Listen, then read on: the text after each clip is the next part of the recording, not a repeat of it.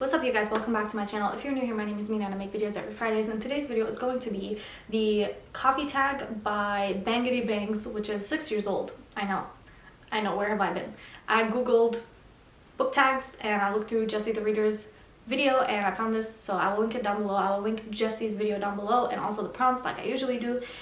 This is a book tag but also coffee inspired, and there's 8 prompts, so we're just gonna get started. I'm really excited because I love coffee and I also love books. Let's get started. Okay, number 1, black. Name a series that's tough to get into but has hardcore fans.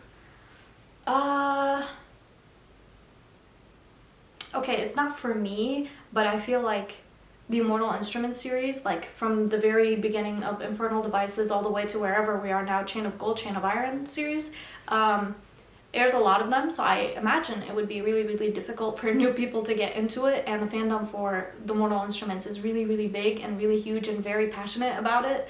And they all really love it. There's not like one person that's indifferent about it. You either really don't like it or you really love it, and the fans really love it. Like, they cosplay as the characters and they like hardcore die for like the releases and stuff, so I think it's probably difficult in that sense to get into, but I've read it. I just haven't continued on with it because, like I said, it's a lot, so yeah. Number 2, Peppermint Mocha. Name a book that gets more popular during the winter or a festive time of the year. Okay, this is obvious. Harry Potter. Literally everyone and their mother always has a reread of Harry Potter during Christmas time because the vibes are there, it's nostalgic, it's very, like, the holiday scenes in it are like sublime, so I literally see rereads of Harry Potter every year during the holiday season because everybody just loves the cozy vibes and the nostalgia, and you know, it's great fun. Even I do it, so you know. Plus, now they have those pretty like illustrated versions, and they're even better for the holiday season. Like, honestly, truly life-changing experience if you read them in those illustrated versions. I have all of them so far, but I literally have not read them once, so maybe I'll do it this year. Okay, number 3, hot chocolate. What is your favorite children's book? I don't really have one. I don't really read children's books. I'll say Madeline because I just love the cartoon, and I almost bought a version of the books that it comes in. I'll put a picture of it right here. Not a lot of people know who Madeline is, but it's my favorite cartoon ever, and I used to watch it all the time when I was a kid, and I found a book of it that I was going to buy, and I'm sure it would be my favorite if I read it. But I don't really read children's books, so I don't have any, and I don't have any from my childhood either because my parents didn't read to me, so you know. Number 4, double shot of espresso. Name a book that kept you on the edge of your seat from start to finish. I want to say Mara Dyer because it really like took an effect on me as a 15, 16, 17-year-old at the time when I read it. It was traumatizing for me. I still think about it to this day. I still wonder what the hell happened in that last book. Like, seriously, genuinely, I'm still confused, and it still scares me to death, and the villain in that book really just terrifies me, and when I think of something that really had an effect on me and an impact of like being scared, like genuinely scared after reading it, is Mara Dyer, because seriously, I was like terrified in real life. Also, Don't Look Back by Jennifer L. Armentrout. The plot twist in that book I still think about to this day. Truly terrifying, really good, but not that scary, but it did really keep me on the edge of my seat when I found out the plot twist because it was chef's kiss, really unexpected, didn't even see it coming, and it's really good. Like, still to this day, I live by that book and the plot twist that happens in it. Number 5, Starbucks. Name a book you see everywhere.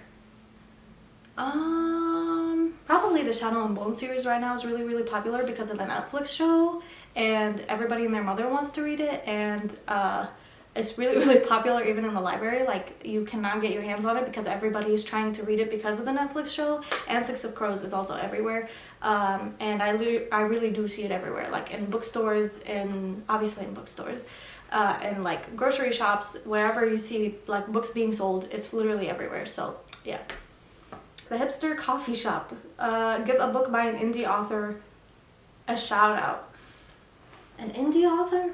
We're gonna go with Lori House Anderson, who wrote the book Speak. I don't know if she's like actually independent and if she's like self-published or what, but she wrote the book Speak, and the book Speak is really good, so if you haven't read it, please read it.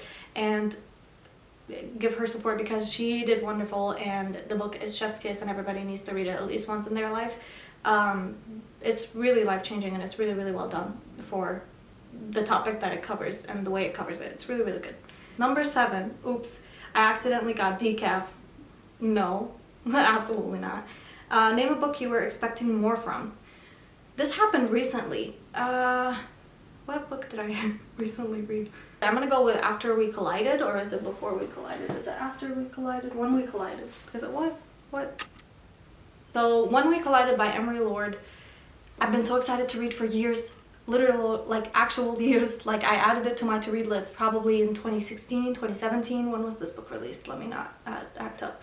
Okay, yeah, in 2017 probably I added it to my to-read list, and I was really, really excited for it. Everybody loves this book. Everybody was talking about this book back in 2016 when it was first released, and I was like super in it. I was ready to read it, and I picked it up literally yesterday, and after the first 70, 80 pages, I just could not continue on because it was just very childish. I don't know if I've just grown out of the mindset of that like YA type of book, but it was very, it did what was expected of it, which I didn't want, and yeah, just not for me, even though I was super, super excited for it and really excited to read it and get with it and like love it and cry. I was really expecting to cry over this book.